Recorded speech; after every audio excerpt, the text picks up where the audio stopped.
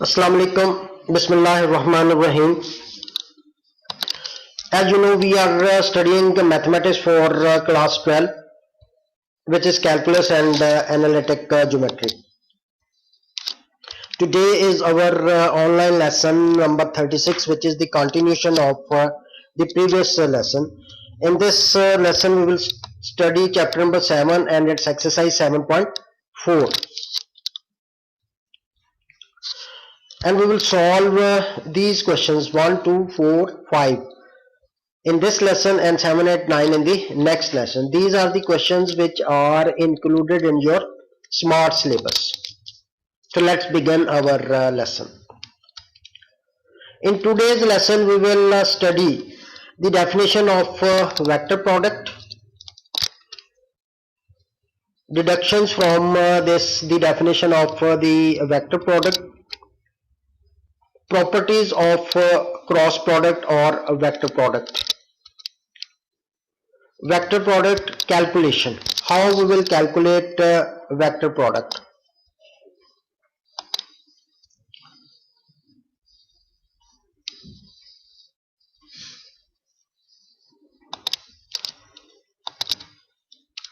and then what are parallel vectors. In exercise 7.1 में भी हमने पैरेलल वेक्टर्स की डेफिनेशन पढ़ी थी.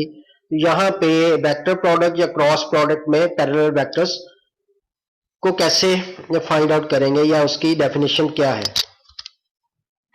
And then important points about vector product.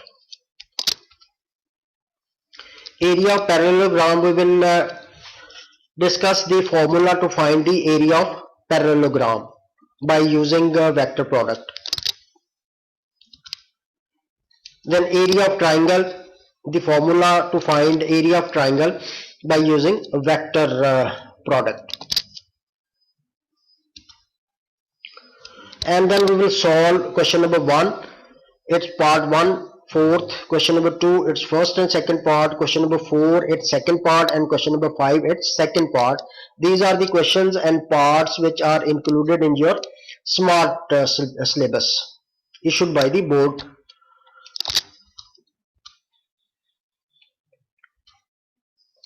Now what is vector product? Vector product क्या है? The vector product, also called the cross product of two non-zero vectors A and B, written as A cross B. इससे पहले हमने dot product पढ़ा था या scalar product.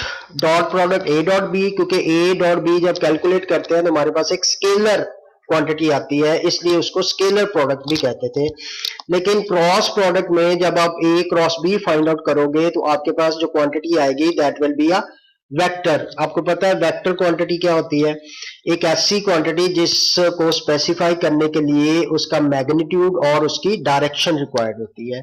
So the product, the vector product which is also called cross product. तो ये MCQs में आपसे पूछा जा सकता है. The other name of vector product is cross product, or the other name of cross product is vector product. The definition of the cross product is that A cross B is equal to the magnitude of vector A, magnitude of vector B, and sine theta. With it there is a unit vector which indicates the direction of this product A cross B. So A cross B is equal to magnitude of A, magnitude of B, sine theta, and a unit vector in the direction of A cross B, where this symbol, you know that when a letter is enclosed within bars, this is called magnitude of vector A.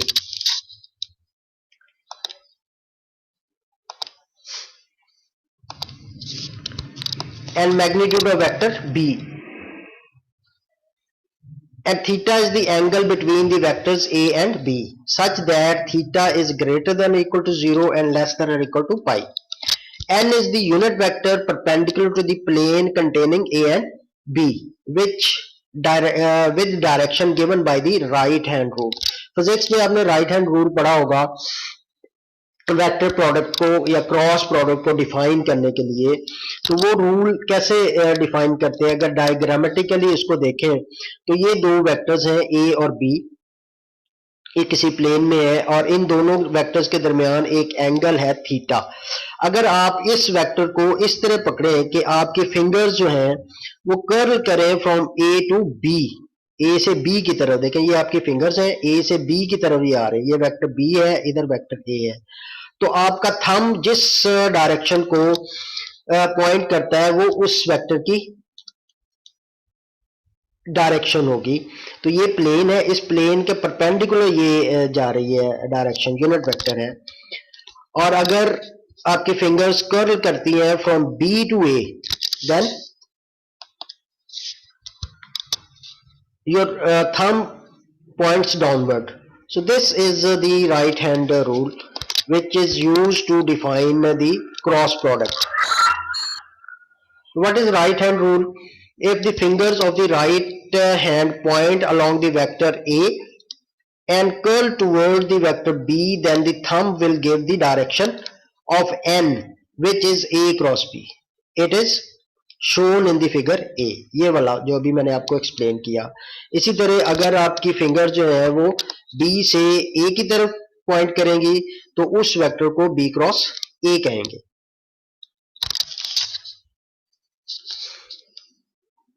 यहां तक अगर कोई confusion है, ये physics में हमने पढ़ी हुई है बेटे, वेक्टर प्रोडक्ट की डेफिनेशन वही चीज है। राइट हैंड रूल यूज करके हमने वेक्टर प्रोडक्ट को डिफाइन किया। Now there are some deductions from the definition of the vector product. The cross product of I dot I equal to 0. आपको पता है I जो है वो x एक्सिस के लॉन्ग जो यूनिट वेक्टर है उसको रिप्रेजेंट करता है। तो दो सेम वेक्टर्स के का क्रॉस प्रोडक्ट जो है वो 0 के इक्वल होगा, क्योंकि I और I के दरमियान एंगल 0 है और साइन ऑफ 0 जो है वो 0 के इक्वल होता है। तो A क्रॉस B जो है वो 0 हो जाएगा। I cross I equal to 0, J cross J equal to 0 and K cross K is equal to 0। ये भी आपसे MCQs में पूछे जा सकते हैं। सेम वेक्टर्स का क्रॉस प्रोडक्ट 0 होगा और I J K cyclic order में अगर रखेंगे तो I क्रॉस J K के इक्वल होगा, J क्रॉस K I के इक्वल होगा और K क्रॉस I J के इक्वल होगा। और जो क्रॉस प्रोडक्ट है उसका अगर ऑर्डर चेंज करेंगे तो वो नेगेटिव में आ जाएगा। ये जो B क्रॉस A है इसकी जब आपने डायरेक्शन चेंज की तो ये माइनस को, अगर आप B क्रॉस A को माइनस A क्रॉस B लिख देंगे तो भी ठीक होगा। तो A cross B is equal to minus B cross A। ये सारी डिडक्शन जो है वो आपसे MCQs में पूछी जा सकती है। प्रॉपर्टीज ऑफ क्रॉस प्रोडक्ट, ये क्रॉस प्रोडक्ट है, इसकी प्रॉपर्टीज क्या है ये भी MCQs के लिए इंपॉर्टेंट है। अभी हमने यहाँ पे पढ़ा कि दो सेम वेक्टर्स का क्रॉस प्रोडक्ट 0 के इक्वल होता है। तो A cross B equal to 0, यानी दो वेक्टर्स का क्रॉस प्रोडक्ट 0 के इक्वल होगा अगर वेक्टर A 0 के इक्वल हो या वेक्टर B 0 के इक्वल हो। आपने क्वाड्रेटिक इक्वेशन जब सॉल्व करते हैं बाय फैक्टराइजेशन, तो उसको फैक्टराइज करके जब उसके दो फैक्टर्स आते हैं तो उन दो फैक्टर्स का प्रोडक्ट 0 के इक्वल हो तो हम क्या करते हैं, जीरो प्रोडक्ट प्रॉपर्टी यूज करते हैं कि एक फैक्टर इक्वल टू 0 और the other factor equal to 0। तो इसीलिए दो वेक्टर्स का प्रोडक्ट अगर 0 है तो फिर इसका मतलब या तो वेक्टर A 0 वेक्टर होगा या वेक्टर B 0 वेक्टर होगा। तो ये कंडीशन है दो वेक्टर्स के क्रॉस प्रोडक्ट को 0 के इक्वल होने की। और A cross B is equal to minus B cross A जो अभी हमने ऊपर पढ़ा, और A cross A is equal to 0। Same vector का क्रॉस प्रोडक्ट जो है वो 0 के इक्वल होगा। वेक्टर प्रोडक्ट कैलकुलेशन, जैसे हमने डॉट प्रोडक्ट कैलकुलेशन की थी, दो वेक्टर्स का डॉट प्रोडक्ट कैलकुलेट करने के लिए हम क्या करते हैं, उसके ith कंपोनेंट को मल्टीप्लाई करते हैं, jth को kth कंपोनेंट को मल्टीप्लाई करके ऐड कर देते हैं, तो हमारा डॉट प्रोडक्ट कैलकुलेट हो जाता है। लेकिन वेक्टर प्रोडक्ट को कैसे कैलकुलेट करेंगे या क्रॉस प्रोडक्ट को कैसे कैलकुलेट करेंगे, उसके लिए ये फॉर्मूला है, द वेक्टर और cross product of vectors A। अगर ये दो वेक्टर्स आपको दिए हुए हैं, A जिसका ith component A1, jth component B1 और kth कंपोनेंट C1, और दूसरा वेक्टर B जिसका ith component A2, jth component B2 और kth कंपोनेंट C2 है, तो इन दो वेक्टर्स का क्रॉस प्रोडक्ट अगर आपने कैलकुलेट करना है तो फिर उसके लिए हम ये डिटर्मिनेंट फॉर्मूला होता है A cross B is equal to एक डिटर्मिनेंट जिसकी फर्स्ट रो में आई जे के लिखेंगे जो कि यूनिट वेक्टर्स हैं along X Y and Z, और सेकंड रो में जो इस प्रोडक्ट में फर्स्ट वेक्टर है उसके कंपोनेंट्स लिखेंगे, आई कंपोनेंट आई के नीचे, बी जे कंपोनेंट जे के नीचे और के कंपोनेंट के नीचे, और फिर थर्ड रो में हम लिखेंगे सेकंड वेक्टर जो भी है इसमें सेकंड वेक्टर के कंपोनेंट्स लिखेंगे, और फिर हम इसको एक्सपेंड करेंगे। ये एफएससी का फर्स्ट पार्ट का जो थर्ड चैप्टर था उसमें डिटर्मिनेंट को एक्सपेंड करना हम पढ़ते हैं। डिटर्मिनेंट को कैसे एक्सपेंड करते हैं, ये थर्ड ऑर्डर का डिटर्मिनेंट है। सेकंड ऑर्डर का डिटर्मिनेंट एक्सपेंड करना आपने मैट्रिक में पढ़ा था। सेकंड ऑर्डर का डिटर्मिनेंट तो क्या करते हैं, इस डायगोनल के एलिमेंट्स को मल्टीप्लाई करते हैं और माइनस इस डायगोनल के एलिमेंट्स को मल्टीप्लाई करके सब्ट्रैक्ट कर देते हैं। लेकिन जब 3/3 ऑर्डर का डिटर्मिनेंट है तो फिर क्या करते हैं, पहला हमने बाई फर्स्ट रो इसको एक्सपेंड करना है। फर्स्ट रो एक्सपेंड करने के लिए ये रो भी डिलीट हो जाएगी और इस कॉलम को भी डिलीट कर देंगे लाइक दिस। यानी जब आपने इस डिटर्मिनेंट को एक्सपेंड करना है तो ये फर्स्ट कॉलम पे आप हाथ रख लें या डिलीट कर दें या सेकंड, और फर्स्ट रो भी। अब ये जो बाकी डिटर्मिनेंट बचा है 2/2 ऑर्डर का, इसको आपने एक्सपेंड कर लेना है। कैसे, इसके इस लीडिंग डायगोनल के एलिमेंट्स को मल्टीप्लाई करना है b1 विद c2 और माइनस c1 विद b2, और साथ इसके ये एलिमेंट लगा देना है i। और सेकंड जो जेथ प्रोडक्ट के लिए आपने यहाँ पे माइनस, हमेशा यहाँ पे माइनस का साइन लगेगा। यहां शुरू करेंगे तो पॉजिटिव नेगेटिव पॉजिटिव, नीचे आएंगे तो पॉजिटिव नेगेटिव पॉजिटिव। तो हम फर्स्ट रो से इसको एक्सपेंड कर रहे हैं तो इसलिए फर्स्ट कंपोनेंट जो है उसका साइन पॉजिटिव, फिर नेगेटिव, फिर पॉजिटिव आएगा। अब जब आपने इस फर्स्ट ith से कंपोनेंट फाइंड आउट कर लिया तो फिर आप सेकंड कॉलम में जाएंगे आई जे पे। तो इस अब सेकंड कॉलम और सेकंड फर्स्ट रो को आप डिलीट कर देंगे, ये वाला कॉलम और ये रो डिलीट हो जाएगी, और बाकी आपके पास ये a1 c1 और a2 c2 दो एक डिटर्मिनेंट बनता है 2/2 ऑर्डर का। तो अब हम क्या करेंगे, a1 को c2 से मल्टीप्लाई कर देंगे और माइनस c1 को a2 से मल्टीप्लाई कर देंगे। यहाँ पे माइनस ही आएगा। अब इस प्रोडक्ट के साइन पे डिपेंड करता है ये वाला साइन, अगर a2 c1 का साइन नेगेटिव है तो ये पॉजिटिव हो जाएगा, अगर a2 c1 का साइन पॉजिटिव है तो फिर ये नेगेटिव ही रहेगा, और साथ इसके j लगा देंगे। इसी तरह kth कंपोनेंट फाइंड आउट करने के लिए हम k वाला कॉलम, थर्ड कॉलम और फर्स्ट रो जिसमें वो लाई करता है इसको डिलीट कर देंगे, और आपका जो डिटर्मिनेंट बनेगा 2/2 ऑर्डर का वो होगा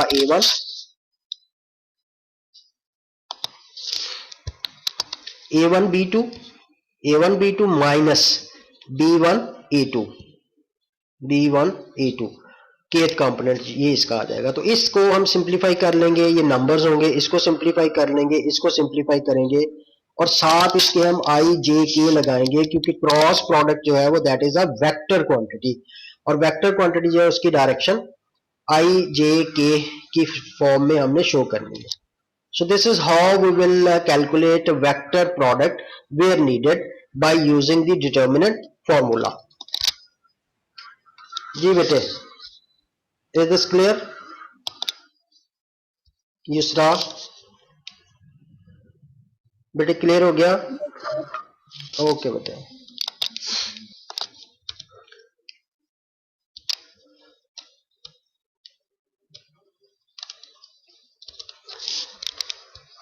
to non zero vectors A and B, ये पैरेलल वेक्टर्स हैं बेटे, पैरेलल वेक्टर्स हमने पार्ट एक्सरसाइज 7.1 में भी किया था कि two non zero vectors of A and B are parallel. अब यहाँ पे क्रॉस प्रोडक्ट में पैरेलल वेक्टर्स कब होंगे, जब उनका क्रॉस प्रोडक्ट जीरो के इक्वल होगा। डॉट प्रोडक्ट या स्केलर प्रोडक्ट में दो परपेंडिकुलर वेक्टर्स कब होते हैं, जब उनका डॉट प्रोडक्ट जीरो होता है। तो a क्रॉस b अगर हम फाइंड करें और उसका आंसर 0 आए तो इसका मतलब है वो दोनों वेक्टर्स जो है वो पैरेलल वेक्टर्स होंगे। और या 7.1 में हमने ये फॉर्मूला पढ़ा था कि अगर दो वेक्टर्स पैरेलल हैं तो one can be written as a scalar multiple of the other, a is equal to kb। So we will use this form to prove whether the vectors are parallel, or we will use this equation. Now there are some important points which are important for your examination point of view. Vector product is only defined for vectors in space. ये भी आपसे MCQs में पूछा जा सकता है. Vector quantity is only defined for vectors in, option में space भी हो सकता है, plane भी हो सकता है, और दूसरी दो ऑप्शन भी हो सकती हैं. तो vector product is only defined for vectors in space. The formula to calculate the cross product of two vector is known as, ये भी आपसे एमसीक्यू में पूछा जा सकता है. This formula is known as determinant formula. If two vectors u and v, अब कोई भी हो सकता है, a भी हो सकता है, b भी हो सकता है, u v कुछ किसी भी लेटर से वो वेक्टर्स को रिप्रेजेंट कर सकता है. तो if two vectors u and v are parallel,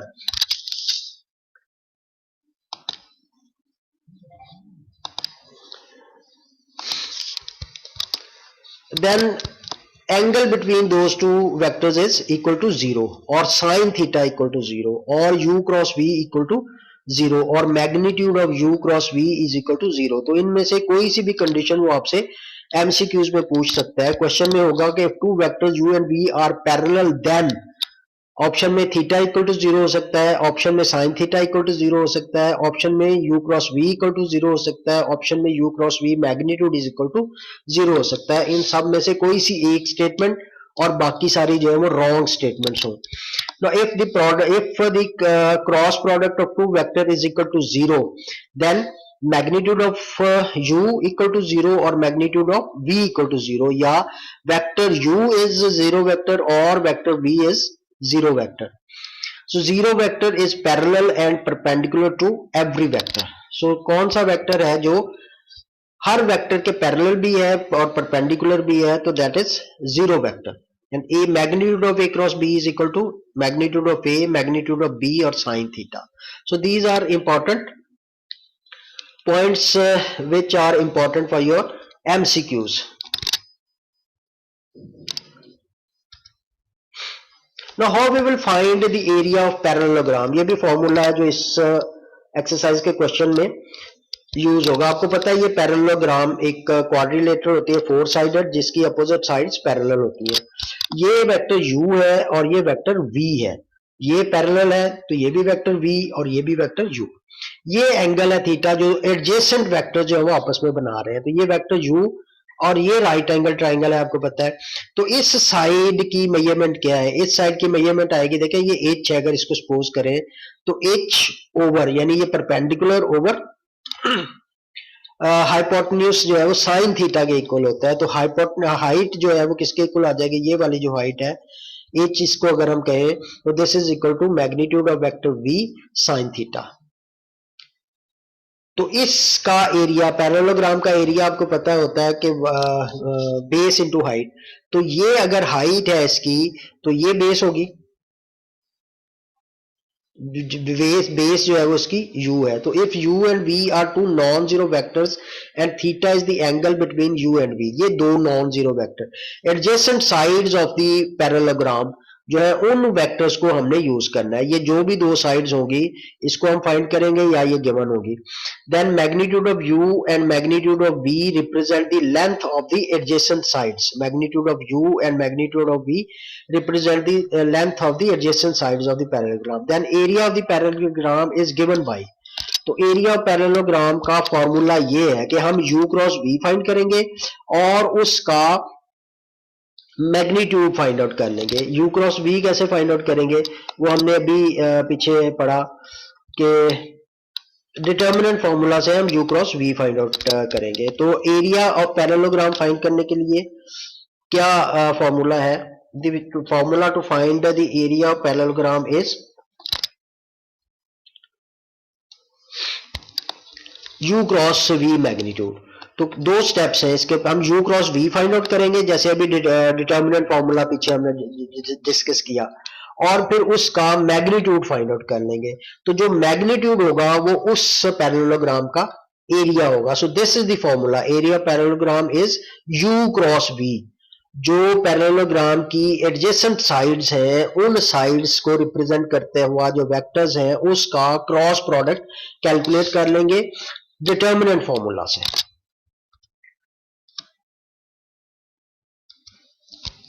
similarly area of triangle, आपको पता है कि ट्राइंगल जो है वो पैरेललोग्राम का हाफ होता है।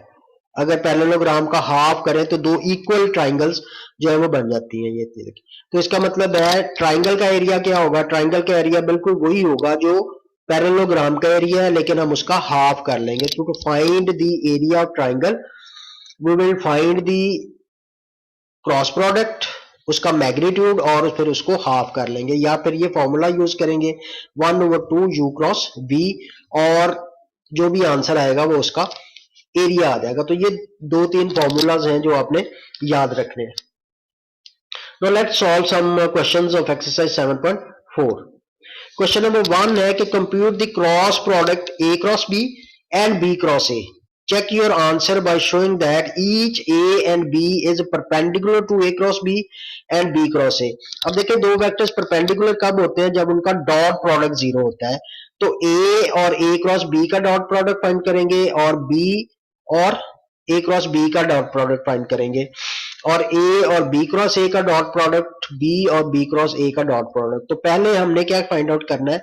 अब देखिए ये सारा कुछ नहीं आपको क्वेश्चन में कह सकता, वो एक वेक्टर ये दिया हुआ है आपको, A और B वेक्टर्स दिए हुए हैं, आपको वो कहेगा कि find A is perpendicular to A cross B, इतना सा पार्ट वो दे सकता है, या A is perpendicular to B cross A। तो फिर आप A क्रॉस B निकाल लें या B क्रॉस A निकाल लें, जो भी उसने आपको कहा हुआ है। तो यहाँ पे वेक्टर्स A और B आपको दिए हुए हैं, आपने A cross B find out करना है। A क्रॉस B कैसे फाइंड आउट करते हैं, डिटर्मिनेंट फॉर्मूला से। फर्स्ट रो में IJ के, सेकंड रो में जो पहला वेक्टर है उसके कंपोनेंट्स 2 + 1 - 1, और फिर सेकंड वेक्टर B है तो यहाँ पे 1 - 1 और +1 आ जाएगा। तो इसको अब हम कैलकुलेट कर लेंगे, डिटर्मिनेंट को एक्सपेंड कर लेंगे। ये फॉर्मूला था A cross B find out करने का। तो A क्रॉस B जो है वो किसके इक्वल होगा, ये कैसे आया, पीछे हमने कहा था कि पहली रो और फर्स्ट कॉलम को इग्नोर कर दें, डिलीट कर दें, और बाकी जो डिटर्मिनेंट बचता है उसको मल्टीप्लाई कर दें। 1 × 1 इज 1 एंड -1 × 1 -1 इज +1। तो यहाँ पे फॉर्मूले का माइनस है वो -1 आ जाएगा, साथ इसके आई लगा देंगे यूनिट वेक्टर, फिर माइनस यहाँ पे साइन लगाना है, और आपने सेकंड कॉलम और फर्स्ट रो को डिलीट कर देना है। जो रिजल्टेंट डिटर्मिनेंट है 2 × 1 2 एंड -1 × 1 इज -1, माइनस और माइनस प्लस हो जाएगा, +1 साथ जे लग जाएगा प्लस, फिर थर्ड कॉलम और फर्स्ट रो को जिसमें के लाई करता है उसको डिलीट कर देंगे, और जो डिटर्मिनेंट है उसको एक्सपेंड कर लेंगे। 2 × -1 इज -2 एंड 1 × 1 इज +1। तो यहाँ पे चूंकि माइनस है तो माइनस और प्लस माइनस ही हो जाएगा के। अब इसको सॉल्व कर लें तो ये आपके पास आ जाएगा 1 - 1 0, 2 + 1 3, और -2 - 1 -3 के। सिमिलरली हम B क्रॉस A जो है वो भी फाइंड आउट कर लेंगे, बिल्कुल इसी तरह जैसे हमने A cross B find out किया है।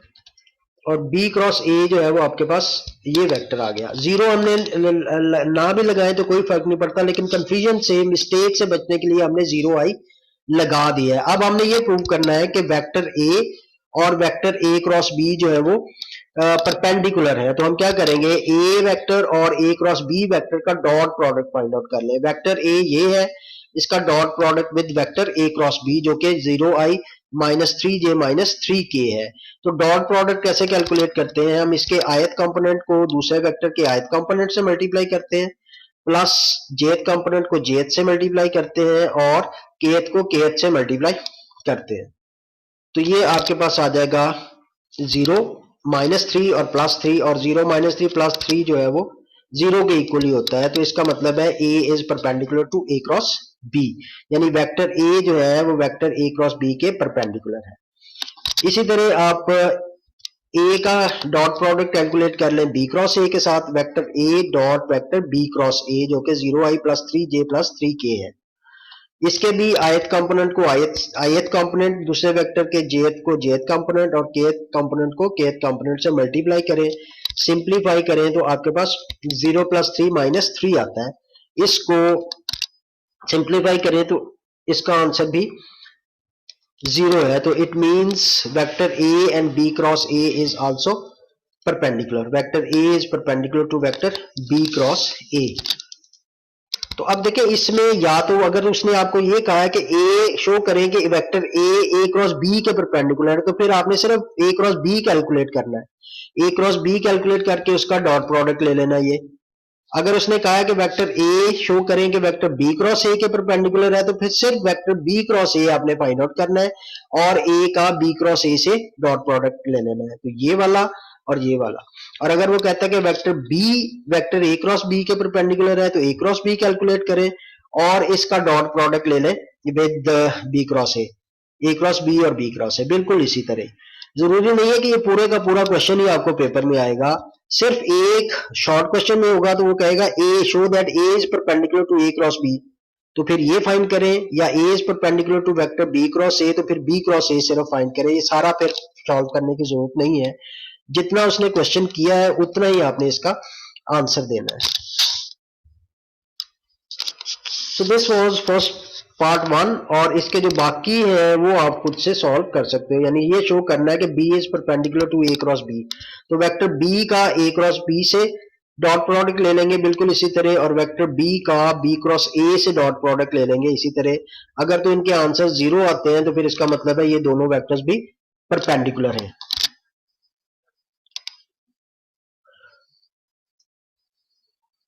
Okay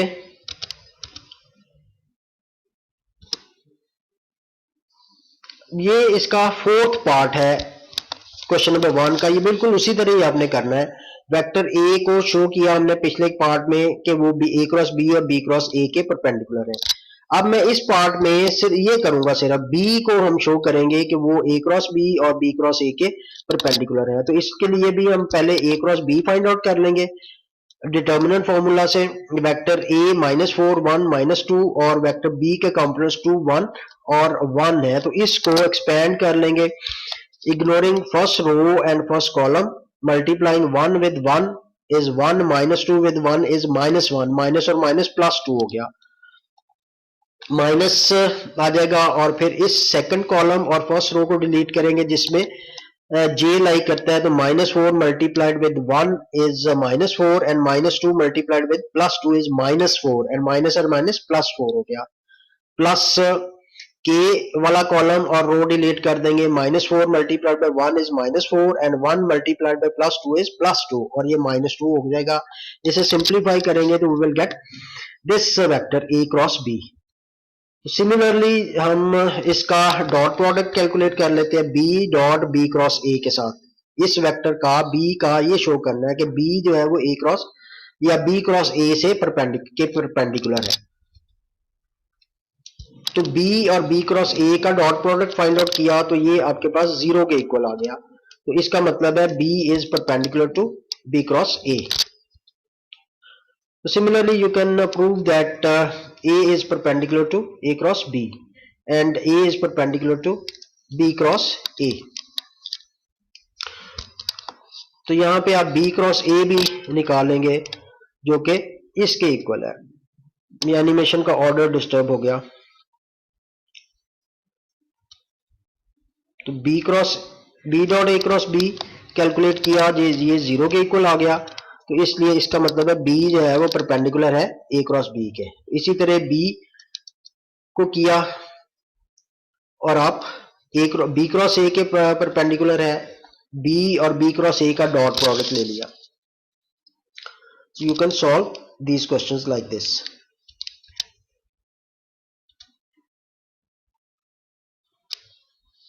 Now this is question number 2. ये भी important question है।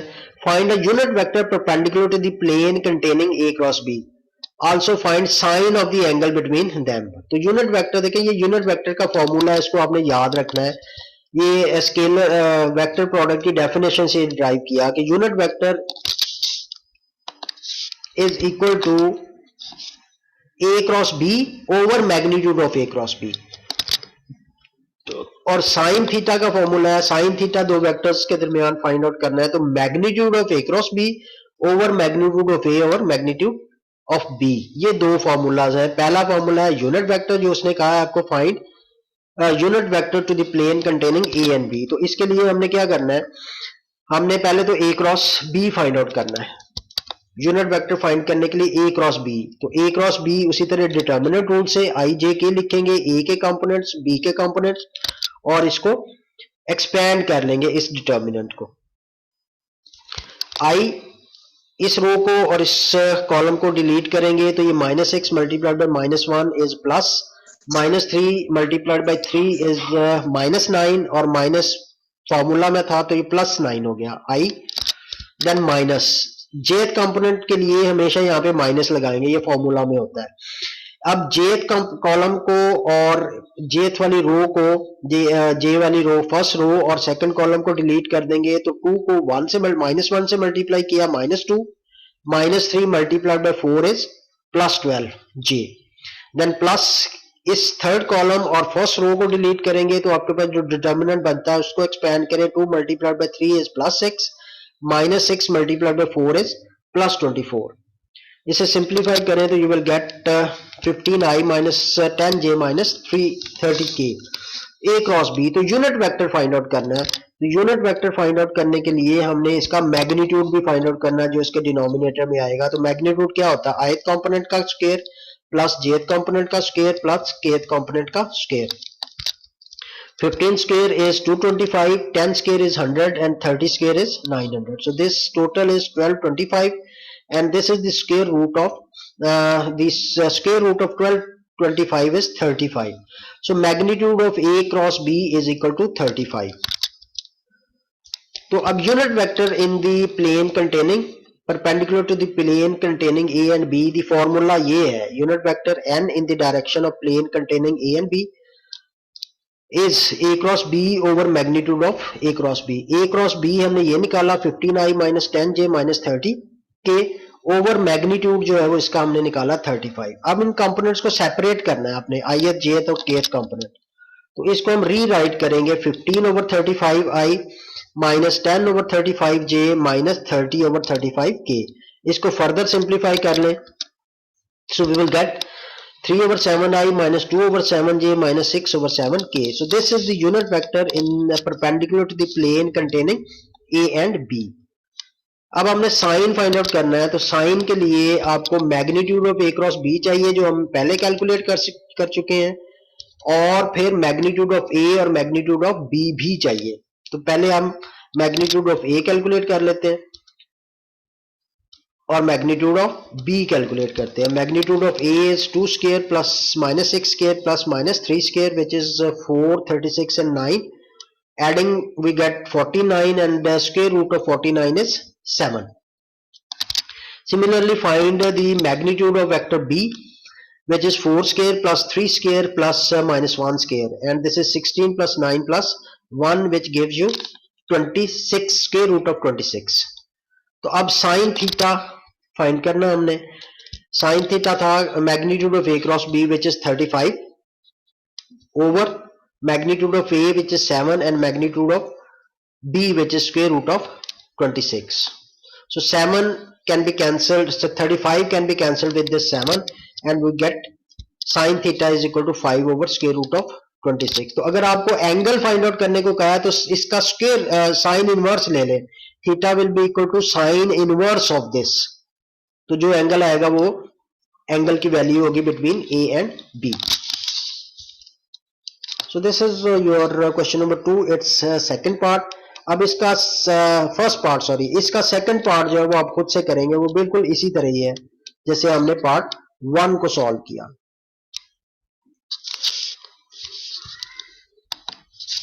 This is question number 4. In this case you are asked to find the area of parallelogram whose vertices are A, B, C and D.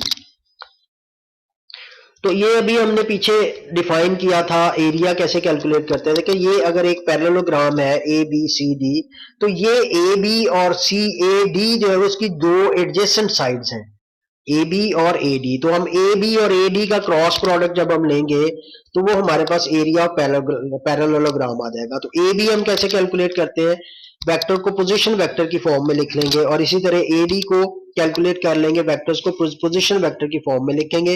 हमारे पास components हैं ए के, तो इसका position vector O ए, B का O B, ओ सी और O D. तो A B calculate करें, आपके पास आएगा 4 -1 2 -2 j और -3 + 1 k। इसे सिंप्लीफाई करें तो आपके पास ये ए बी वेक्टर आ गया। इसी तरह vector A D find out करें, writing in position vector form. So this is D, ये है 9 -1 i -5 -2 j एंड 0 + 1 k। तो आपके पास ए बी वेक्टर ये आ गया। तो अब इसका पैरेललोग्राम का एरिया क्या होगा, A cross B multiplied by A cross D का मैग्नीट्यूड। तो पहले आप एक A B cross A D find out कर लें, वो उसी तरह डिटर्मिनेंट रूल से जैसे हमने पीछे क्वेश्चंस किए हैं, इस डिटर्मिनेंट को आप एक्सपेंड करेंगे तो आपके पास वेक्टर आएगा -14i -19j -21 k। तो अब एरिया पैरेललोग्राम क्या होगा, A B cross A D का मैग्नीट्यूड। तो ये वेक्टर है A B cross A D, इसका मैग्नीट्यूड कैलकुलेट करना है। आपको पता है कि इसके ith कंपोनेंट का स्क्वायर प्लस इसके jth कंपोनेंट का स्क्वायर एंड प्लस इसके kth कंपोनेंट का स्क्वायर। इसे सिंप्लीफाई करें तो you will get 196 + 361 + 441। Simplifying you get 999. This is how we will find the area of parallelogram. ये आपके शॉर्ट स्मार्ट सिलेबस में ये क्वेश्चन नंबर 4 का एक ही पार्ट था। तो पीछे हमने फॉर्मूला पढ़ा था कि अगर कोई पैरेललोग्राम है तो उसकी एडजेसेंट साइड ये भी हो सकती है, यानी ए बी और बी सी भी आप ले सकते हो। एडजेसेंट साइड ये भी हो सकती है, बी सी और सी डी। एडजेसेंट साइड ये भी हो सकती है, डी ए और डी सी। ये होगा बी सी और बी ए, ये होगा सी बी और सी डी। तो हमने ऑर्डर को मेंटेन रखा, इजी फॉर्म ये था कि दो वेक्टर, कोई सी भी दो साइड्स एडजेसेंट जो है उनकी वेक्टर्स फाइंड आउट कर लें रिप्रेजेंट करते हुए, फिर आप उसका क्रॉस प्रोडक्ट फाइंड आउट कर लें और फिर उसको क्रॉस प्रोडक्ट का मैग्नीट्यूड ले लें। तो this is the area of this parallelogram. This is question number 5. Which vectors, if any, are perpendicular or parallel? देखिए ये तीन वेक्टर्स आपको दिए हुए हैं, आपको ये कहा कि इनमें से कौन से दो वेक्टर जो है वो परपेंडिकुलर हैं और कौन से पैरेलल हैं। परपेंडिकुलर वेक्टर्स हमने डॉट प्रोडक्ट में पढ़ा था कि दो वेक्टर्स का डॉट प्रोडक्ट अगर 0 हो तो वो वेक्टर परपेंडिकुलर होते हैं। और अभी पिछली स्लाइड्स में हमने देखा कि दो वेक्टर्स पैरेलल होते हैं अगर उनका क्रॉस प्रोडक्ट 0 हो, या दो वेक्टर्स पैरेलल होते हैं अगर एक को स्केलर मल्टीपल ऑफ अदर लिखा जा सके। तो हम ये परपेंडिकुलर शो करने के लिए हम इनका डॉट प्रोडक्ट फाइंड आउट कर लेते हैं। ये वेक्टर u v और w दिए हुए हैं, तो हम u डॉट v कैलकुलेट करते हैं। u डॉट v अगर 0 आ गया तो ये परपेंडिकुलर होंगे, अगर u डॉट v 0 ना हुआ तो फिर हम u क्रॉस v कैलकुलेट करेंगे, अगर वो 0 हुआ तो फिर वो पैरेलल होंगे। u डॉट v का आपको पता है कि ith कंपोनेंट को ith से, jth को jth से और kth को kth कंपोनेंट से मल्टीप्लाई करते हैं। तो आपके पास इसे सिंप्लीफाई करने से 0 आ गया, यानी u cross v is equal to 0। So इसका मतलब है कि u is perpendicular to v। तो इसमें भी अगर क्वेश्चन शॉर्ट क्वेश्चन में आता है तो ये तीनों चीजें नहीं आपसे पूछेगा, वो आपको ये कोई से दो वेक्टर्स दे देगा और कहेगा कि शो करेंगे ये परपेंडिकुलर है या पैरेलल है। तो परपेंडिकुलर के लिए आपने डॉट प्रोडक्ट फाइंड करना है, अगर वो 0 है तो परपेंडिकुलर आपका क्वेश्चन खत्म हो गया, अगर वो 0 नहीं है तो फिर आप उसका क्रॉस प्रोडक्ट कैलकुलेट कर लें। अब v और w को देख लेते हैं, v वेक्टर और w वेक्टर का डॉट प्रोडक्ट निकालते हैं। -1 multiplied by -π/2 plus 1 multiplied by -π plus 1 multiplied by π/2। तो ये आपके पास π/2 -π प्लस π/2 आ गया और ये जो है वो 0 के इक्वल आ गया। π/2 plus π/2 is plus π and plus π minus π is 0। तो इसका मतलब है कि वेक्टर v और w भी परपेंडिकुलर वेक्टर्स हैं। अब रह गए आपके पास, आपने u और v को देख लिया, v और w को देख लिया, u और w को देखना है कि ये परपेंडिकुलर है या पैरेलल है। तो अब हम u dot w find out कर लेते हैं। u dot w find out करने के लिए हम वेक्टर u और वेक्टर w का डॉट प्रोडक्ट लेते हैं। डॉट प्रोडक्ट आपको पता है, ith component 1 minus pi by 2 को मल्टीप्लाई किया, प्लस 2 और माइनस पाई को मल्टीप्लाई किया, माइनस 1 और पाई बाई 2 को मल्टीप्लाई किया। इसे सिंप्लीफाई किया तो आपके पास जो आंसर आता है that is minus 3 pi which is not equal to 0। So इसका मतलब है u और w जो है वो परपेंडिकुलर वेक्टर्स नहीं है। u is not perpendicular to w। अगर ये परपेंडिकुलर नहीं है तो फिर इसको पैरेलल होना चाहिए। तो पैरेलल होने के लिए दो रूल्स हमने देखे हैं, एक 7.1 में था और एक अभी क्रॉस प्रोडक्ट में। अगर दो वेक्टर्स पैरेलल हो तो उनका क्रॉस प्रोडक्ट 0 के इक्वल होना चाहिए। तो हम u और w का क्रॉस प्रोडक्ट फाइंड आउट कर लेते हैं। क्रॉस प्रोडक्ट हमेशा हम डिटर्मिनेंट रूल से करते हैं। पहली रो में i j के आ जाएगा, सेकंड रो में u के कंपोनेंट्स आ जाएंगे और थर्ड रो में w के कंपोनेंट्स आ जाएंगे। अब इसको हमने एक्सपेंड कर लेना है। इसको इग्नोर करेंगे तो ये 2 और पाई बाई 2 को मल्टीप्लाई करेंगे तो पाई आएगा, और माइनस 1 और माइनस पाई को मल्टीप्लाई करेंगे तो प्लस पाई, और फॉर्मूला में माइनस पाई आ जाएगा। इसी तरह जेथ कंपोनेंट और केथ कंपोनेंट आ जाएगा। Pi minus pi is 0, pi by 2 minus pi by 2 is 0, minus pi plus pi is 0। तो इसका मतलब है u क्रॉस v जो है वो इसका i j के 0 है, तो इसका मतलब ये 0 वेक्टर हुआ ना। तो u क्रॉस v इसका मैग्नीट्यूड भी 0 के इक्वल ही होगा। तो चूंकि u क्रॉस w जो है वो 0 है तो इसलिए u w के पैरेलल होगा। इसको हम दूसरे मेथड से भी कर सकते हैं। w जो है वो हमारे पास ये वेक्टर दिया हुआ है, इसमें से pi minus pi by 2 common निकाल लें तो ये आ जाएगा i प्लस 2j माइनस के। अब i प्लस 2j माइनस के, देखें ये वेक्टर u है तो w is equal to minus pi by 2 u, यानी w को हमने लिख लिया as a scalar multiple of u। One vector has been written as a scalar multiple of the other. तो इसका मतलब ये हुआ कि w जो है वो u के पैरेलल है और इसकी डायरेक्शन जो है वो अपोजिट है, क्योंकि यहाँ पे नेगेटिव साइन आ गया। तो ये दोनों मेथड से आप ये शो कर सकते हो कि दो वेक्टर जो है वो पैरेलल है। अगर u डॉट w 0 के इक्वल नहीं है तो it mean this is not perpendicular. तो पैरेलल शो करने के लिए आप क्रॉस प्रोडक्ट फाइंड आउट कर लो या इस मेथड से शो कर दो तो भी आपका क्वेश्चन ठीक होगा। सो this is your today's lesson. इसको मैं अपलोड कर दूंगा, वहां से आप देख लीजिएगा अगर कोई प्रॉब्लम होगी। तो इसमें अगर कोई है इशू तो बता दे बेटे। So this is my profile as you know. Thank you for watching and Allah Hafiz। जी बेटे कोई इशू है?